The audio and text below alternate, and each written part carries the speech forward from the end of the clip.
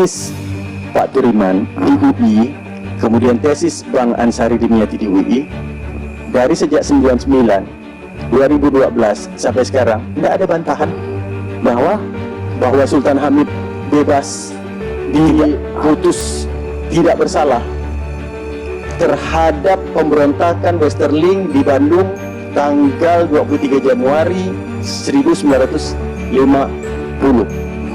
Sultan Hamid di Pontianak tanggal 23 Januari bersama Hatta. Tahun 50 itu. Tahun 50. Apa jadi tidak tuduh jadi locus delicti-nya berdasarkan ilmu hukum tak kena? Nggak kena lah, Bang.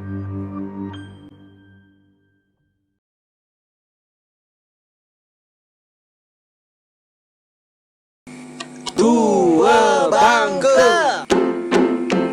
Kalau yang melakukan pembunuhan pemimpin pemberontakan itu Westerling, siapa yang harus ditangkap? Pemimpin Westerling lah. Ngapa tidak ditangkap? Siapa pemimpinnya? Bukan dia kan? Westerling yang memimpin pemberontakan di Bandung. Westerling itu nama orang, Bang. Westerling itu nama orang. Raymond Westerling. Raymond bukan, berarti bukan Sultan Hamid di Pontianak. Kok Westerling jadi Sultan Hamid yang kena, Bang? Jawablah. Mending berarti kan? Kayak pemberontakan Di tengah hari macam berang-berang badan bau hari. Budak mana? Beliau bikin pameran. Pamerannya itu di Aula Masjid Raya Mujahidin. Karena sibuknya mendadak meninggal. Allah, capean. Nah, saya bilang sama Saparudin sama Mbak Yen, sebelum kita sampai di Kesultanan Kadriah Pontianak, kita mampir dulu rumahnya. Rumahnya kira-kira 300 meter sebelum sampai di Kesultanan Kadriah. Tidak jauh itu. Mampir di rumahnya. Istri beliau buatkan kita teh. Biasalah kita takziah. Sebelum 3 hari beliau dimakamkan tuh, kan pahala takziah sama dengan pahala mengantarkan ke pemakaman. Dapat satu gunung Uhud. Betul. Beginilah. Beginilah macam abang sini kan. Cita-cita Saya bertiga kan, Saparudin Usman, Sri Nur Aini, saya. Terus istrinya Pak almarhum Aslia Mahyus. Berempat. Nah, di sebelah kanan saya ini ada tempayan Gucci, Gucci antik. Di atasnya itu ada ceper. Saya letakkan ceper itu, tangan saya celuk masuk. Terus Masukkan dalam tempayan tuh. Iya, apa tajam nih, macam jarum nyucuk telunjuk saya. Saya angkat, rupanya plastik laminating, Bang. Sudutnya tuh, potongannya tuh tajam, kena. Saya angkat, tengok lambang negara, Bang. Seperti yang dipasang di depan kelas. Presiden sebelah kiri, wakil presiden sebelah kanan. Di atas presiden dan wakil presiden itu lambang negara, Garuda Pancasila. Saya terkejut, Bang. Muncrat teh depan tuh. Saking terkejutnya. Allah, saya bilang, ini Garuda nih ternyata hasil karya orang Pontianak yang selama ini dalam sejarah kita kenal sebagai pengkhianat negara. Saya mau bacakan dulu nih. bacakan, Bang. Jadi rupanya yang saya terkejut tuh, yang sampai teh muncrat apa? Punya orang ini yang jumpa kan ni? ini kata Benar-benar ni. nih, tulisan di bawah lambang negara seperti yang kita kenal sekarang tuh, itu didisposisi oleh Presiden Soekarno di tanggal 20 Februari tahun 1950. 4 tahun sekian sebelum 5 tahun persis, karena belum sampai dari Februari sampai Agustus. 4 tahun lebih. Didisposisi oleh Soekarno. Ini kata dia nih. Tidak beliau bilang pengkhianat, Bang. Sebutnya yang mulia. Yang mulia. Bagi saya sebenarnya disposisi Soekarno ini dah lebih dari pahlawan nasional. Jadi orang tak baca ini ya, kalau masih sebut Sultan Hamid itu pengkhianat. Mudah-mudahan hari ini, setelah ini tidak akan kata pengkhianat lagi lah. Amin. Kalaupun ditetapkan sebagai pahlawan nasional besok atau lusa, itu udah terlambat sebenarnya. Udah 75 tahun kan. Kalah dengan Soekarno ini bikin kayak gitu. Pak Soekarno bilang ini, Yang Mulia Sultan Hamid, Menteri Negara. Menurut pendapat saya, lukisan Ruhul ini membuat lambang negara kita lebih kuat. Maka untuk itu saya tetapkan bahawa outrap desainnya, outrap rule inilah yang harus dipakai. Harus dipakai. Yang ini, yang seperti kita pakai sekarang. Lebih baik kita rugi beberapa ribu rupiah daripada mempunyai lambang negara yang kurang sempurna. Saya harap Yang Mulia mengambil tindakan seperlunya konform kehendak saya. Merdeka. Soekarno. Itu ditujukan ke siapa, Bang? Sultan Hamid. Bukan ke mahkamah apa? Bukan. Bukan. Ini belum Sultan Hamid ditangkap. Sultan Hamid sebagai Menteri Negara. Jadi orang Kalimantan Barat pertama duduk di kabinet itu Sultan Hamid. Oh. Baru Hamzah Has yang jadi wakil presiden. Iya. Habis itu belum ada lagi yang duduk di posisi menteri. Menteri. Kalau wakil ketua MPR ada Adalah. Usman Sabta. Yuk. DPR banyak. Ya, adalah. Jadi menteri kita baru dua. Sultan Hamid dengan Hamzah Has. Mudah-mudahan Pak Hamzah Has sehat. Karena kemarin sempat ada kabar kesehatan beliau menurun. Iya, betul. Mudah sehat. Nah, Bang, dari situlah saya terkejut. Apa artinya pelajaran sejarah selama ini? Nah, kita karena diajar agama, kita tidak nyalahkan guru-guru kita. Betul. Tidak nyalahkan buku sejarah. Sebagai wartawan, saya kemudian baru tahu kita sejak pembunuhan Jepang massal itu, peradaban kepenulisan kita tuh mundur. Setback ke belakang, mundur ke belakang. Mati suri lama. Ilmu pengetahuan kita tuh stuck. Berhenti tumbuh. Itu berapa generasi hilang tuh, Bang? Itu tahun 44 dilakukan pembantaian. Itu kan usia seperti Pangeran Adipati, abangnya Sultan Muhammad, itu usianya 30-an. Nah, Sultan Muhammadnya usianya 60-an. Jadi 2 generasi Dua sampai 3 generasi. generasi, Bang. Habis banyak. Habis. Wajar, habis. Kalau kita lihat di Mandor, itu kan Banyak makam. puluhan ribu tuh, Bang. Ya, puluhan ribu, 21.000 lah salah. Cungkup jauh besar-besar tuh. Iya. Makam-makamnya. Itu sebagian besar orang Cina, Bang. Ya. Yang pandai ngajar, yang pandai bertukang, pandai apa. Jadi yang menariknya kalau cerita Mandor yang dipimpin oleh Sultan Hamid untuk peradilan sekutu mengadili Jepang, itu multi etnik kita, Bang, dalam satu kubur. Gimana malaikat nanya tuh, agama kau siapa? Suku kau apa? Dan itulah monumen daerah kita pasang bendera setengah tiang setiap tanggal 28 Juni. Itu warisan dari Sultan Hamid. Diteruskan oleh muridnya yang jadi gubernur kita, Kadarusno. Itu kan Nil juga. Tentara Hindia Belanda juga. Gubernur Kadarusno itu yang bikin monumennya. Kemudian diteruskan dari gubernur sampai sekarang. Nah, jadi itu monumen perjuangan kita yang ada kaitannya dengan Sultan Hamid. Tadi itu saya cerita makam penemuan lubang kubur Sultan Muhammad. Kemudian dibikinlah tugu pembantaian Jepang di Taman Rahadi Usman yang sekarang jadi Tugu Merah Putih, Tugu Pancasila. Pada Amu Negeri kami mengabdi itu.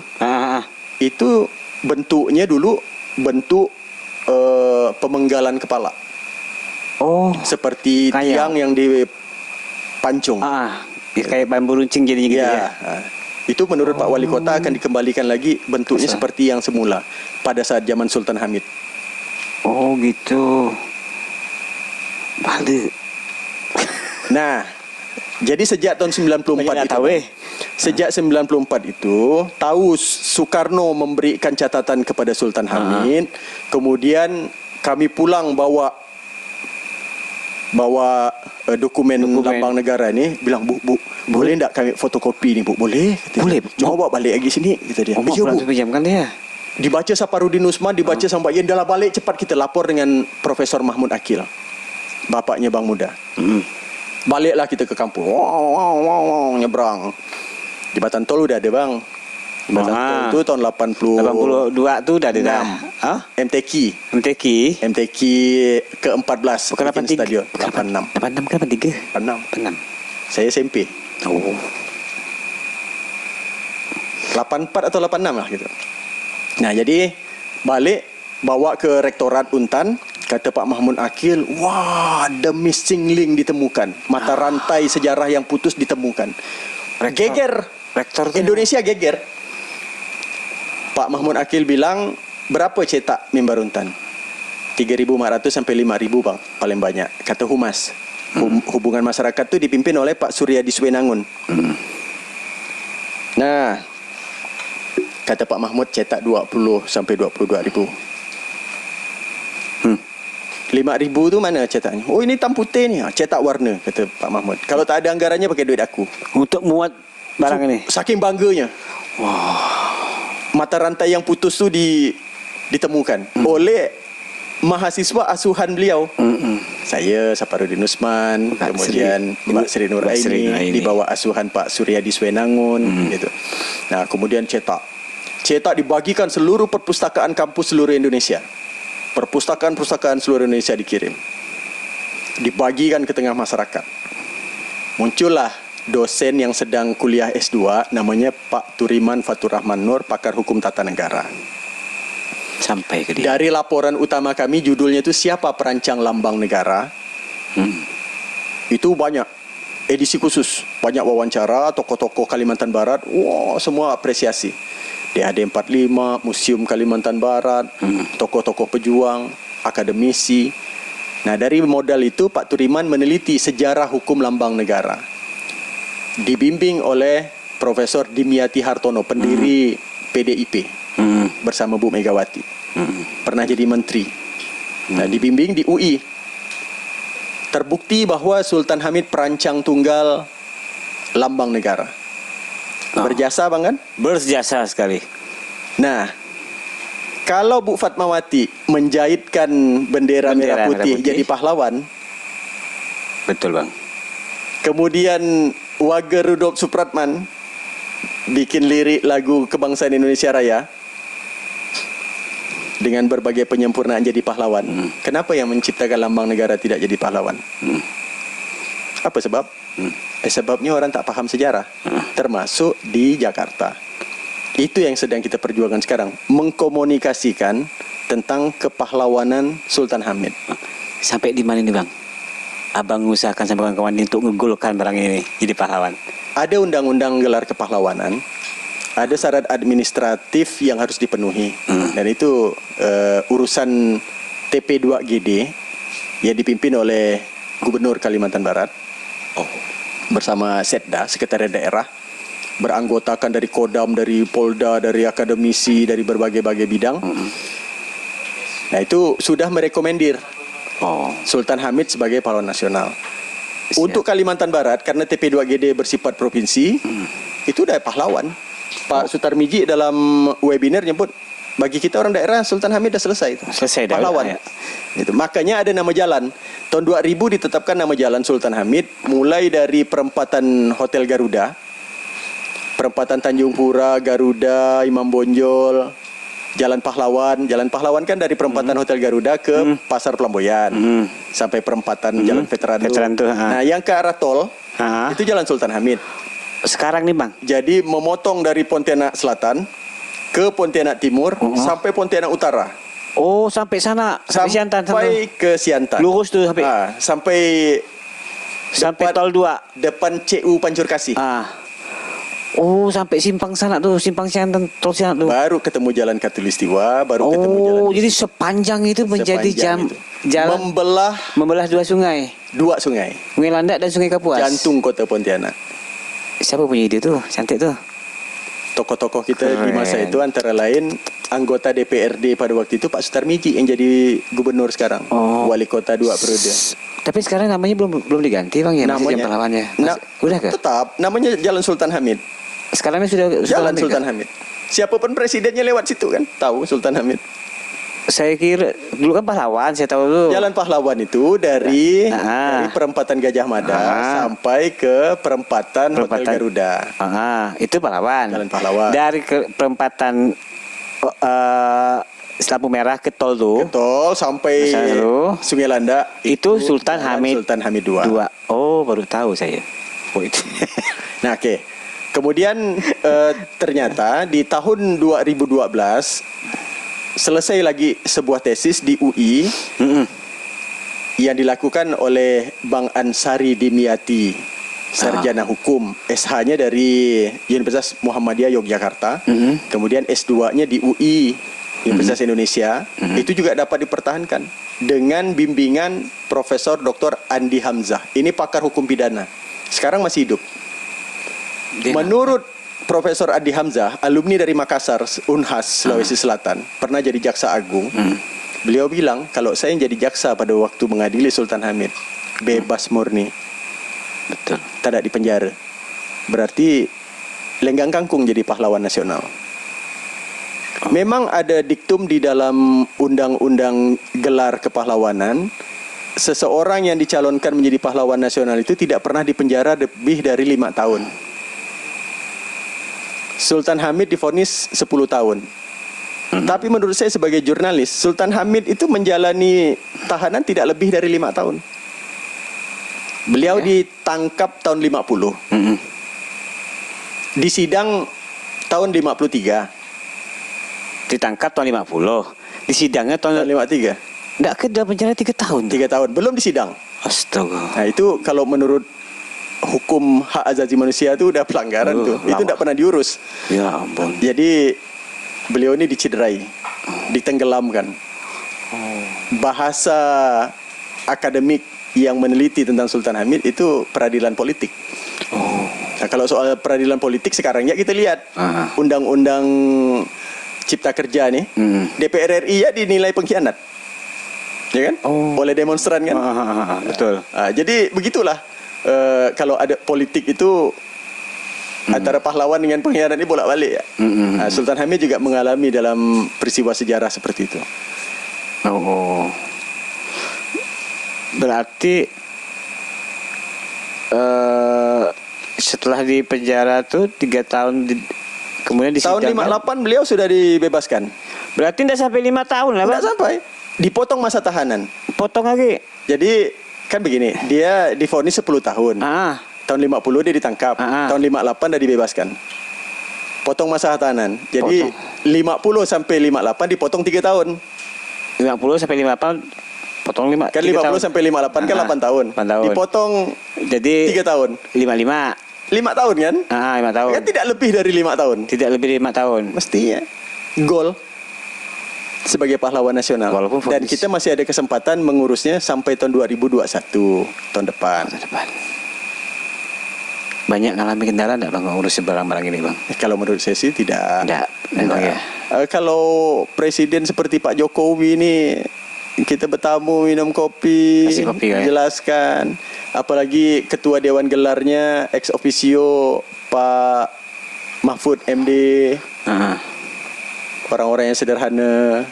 Kalau bukti-bukti kita kuat. Dan di sana kan tidak paham dengan Kesultanan Kadriyah macam mana. Betul sih. Betul. Tiba-tiba ya ada muncul nama Sultan Hamid kemudian jadi menteri negara. Orang tidak paham apa yang terjadi di Kalimantan Barat. Mana kabinet kenal dengan Sultan Muhammad? Berarti dalam proses pengajuan ini pun tidak sulit Bang, tidak dipersulit lah ya Bang ya. Tinggal nunggu masanya aja kali.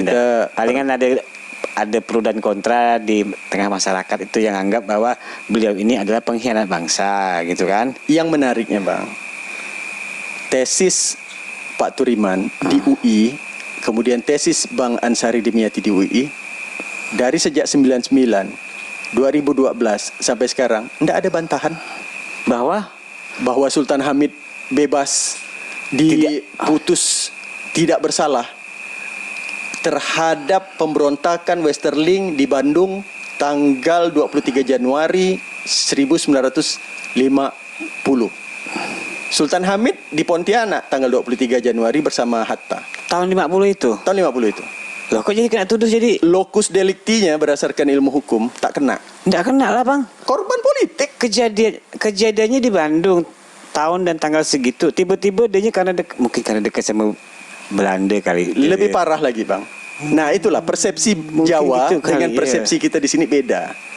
Itu tidak sinkron, maka kita harus selalu jelaskan. Harus dikasih penjelasan. Yang kedua Bang, Kalau yang melakukan pembunuhan pemimpin pemberontakan itu Westerling, siapa yang harus ditangkap?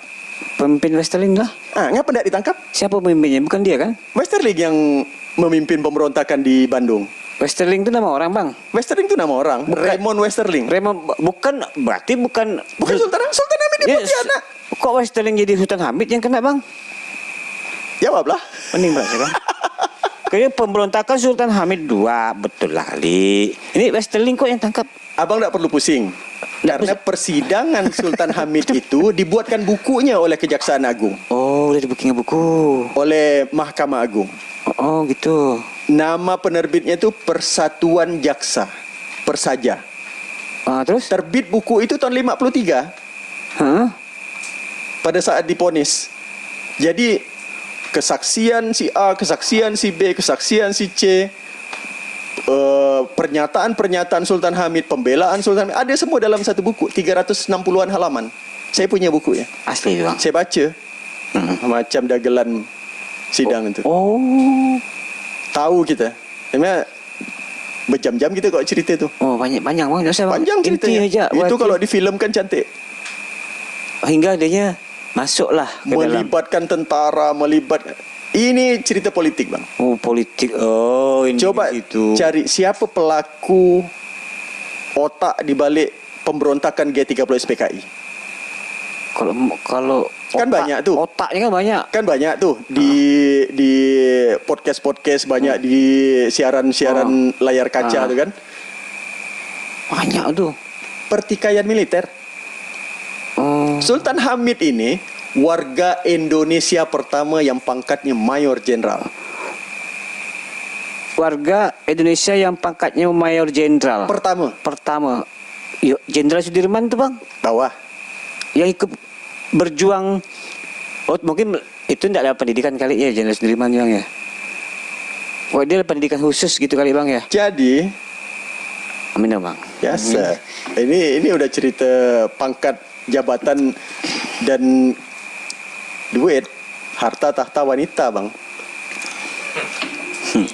Udah perempuan ni segar mata aku ni. Tahta kota. Tahta kota pula. Abang kenal lah dengan istri Sultan Hamid? Entah bang. Didi van Delden. Dina Didi van Delden. Belanda bang. Belanda. Oh, Abang kata dia Belanda. Van Houten kan? Van Delden. Van Delden kan? Van Delden aja kelahiran di Semarang. Tapi dia orang Belanda kali. Maknya orang Sulawesi. Emaknya Sulawesi. Indo lah. Yo. Coba tengok orang Bugis kawin dengan orang Dayak salah ke? Enggak salah. Orang Arab kawin dengan orang Dayak salah ke? Enggak salah. Orang Arab kawin dengan orang Belanda salah ke? Enggak salah. Apa salahnya? Ngapa pula disebut ke Belanda-Belandaan?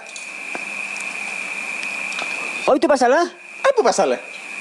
Gara-gara adanya keturunan Belanda langsung itu pokok salah kau. Ini bang, dalam rangka menyusun gitu. Sultan Hamid pahlawan nasional ni bang, saya telusuri bang. Ternyata Didi Dina van Delden itu berdarah Sulawesi dan berdarah Belanda. Orang Bugis ketemu Belanda. Bapaknya begitu juga. Bapaknya siapa? Bapaknya Dina Didi van Delden. Van Deldennya itu. Namanya itu Nicholas van Delden. Kita ngopi nih bang. Jasa dari Van Delden.